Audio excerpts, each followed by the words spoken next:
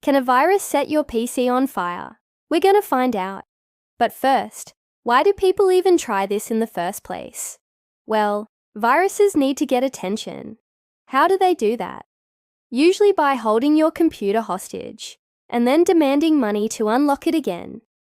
But some viruses just want to cause as much damage as possible, whether that's stealing data or crashing your computer so that you can't use it anymore. And even though it's unlikely, some viruses have caused PCs to catch fire, and that's what we're going to talk about today. This one is called CIH or Chernobyl, and it started off as a simple school prank, but quickly got out of hand. It was created by a 23-year-old David L. Smith while he was still in college, and intended as a joke to show how easily someone could infiltrate a computer system. He sent it to a few of his friends, and then all hell broke loose. The virus spread through infected floppy disks from computer to computer until it had affected more than 70,000 machines in 60 different countries, causing over $200 million worth of damage. So how does a virus cause this much damage? Well, it's complicated. It began by hijacking certain inputs and outputs of a computer. By doing this, it was able to avoid detection for quite some time, and then when it did get detected, the antivirus programs couldn't do anything about it. It would disable the antivirus and then copy itself to every disk that was inside the computer. At first, it would just overwrite files and corrupt them, but then it would also begin manipulating the CMOS settings of the computer. This is where things get interesting. The basic goal of this virus was to change these BIOS settings to display the message, "Hello from David." However, due to some bugs and errors, some computers began shutting down and others restarted with the message.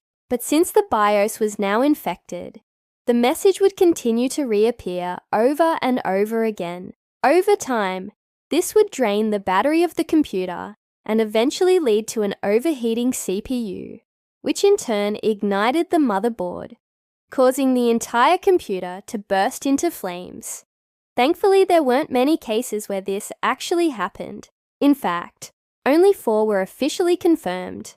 But it certainly did not help that a lot of people panicked and shut down their computers incorrectly without first removing the power cord. This led to more fires and more damage. But as scary as this virus is, it isn't even the worst one.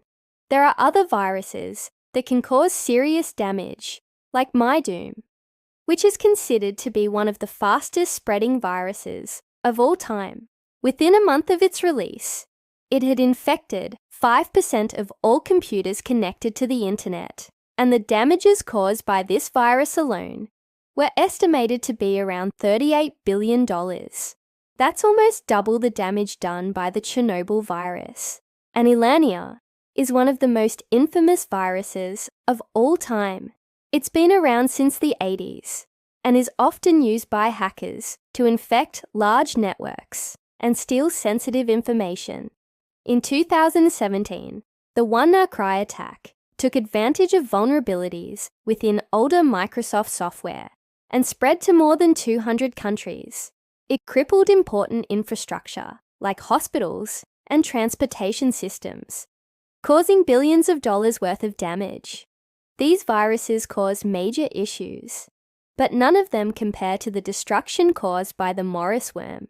It was created by Robert Tappan Morris, a Cornell University graduate student who wanted to test the security of the internet, but things quickly got out of control. The worm exploited several flaws within the Unix operating system to infect vulnerable computers and then replicated itself across the internet. As it spread, it caused widespread network congestion and even infected some computers that were not vulnerable. It continued to replicate until it had infected tens of thousands of computers. This caused major disruptions to companies like Citibank and caused an estimated $100 million worth of damage. This caused such a stir that Congress held hearings on the worm, and even Robert Morris himself ended up being charged with several crimes. Now, while none of these viruses physically lit computers on fire, the Morris worm is believed to be a contributing factor to the burning of a government server at the National Weather Service. It wasn't the only thing that caused the fire, but it is believed to have played a role in overloading the server and ultimately leading to its demise. But those are nothing compared to the virus we're going to talk about next, because this one literally melted a computer.